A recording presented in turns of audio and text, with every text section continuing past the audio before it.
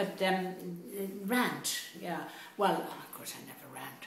I'm brought up as a lady. I was brought up in the decade where you had dusty roads with no tar in most of them, and there were very few houses, and they were tucked away where you wouldn't see them anyway because they were all very retiring.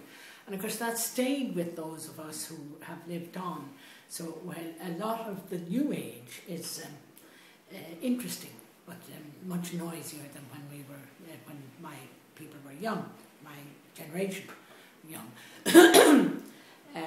Now, I was at a funeral yesterday morning, and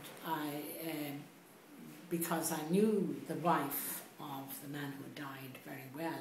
We'd been best friends when I was 13 and 14 years of age, and we all went to the same school. And then our parents simultaneously had a horrible idea, and they all acted on it. We were all sent away to boarding school, and we never met again. Now, she lived about 10 or 12 miles, no, 5 miles from where I grew up, and I literally never met her again. Our paths were all diverged at that time, and I met her yesterday at the funeral for the first time in something like 60 years maybe, I don't know.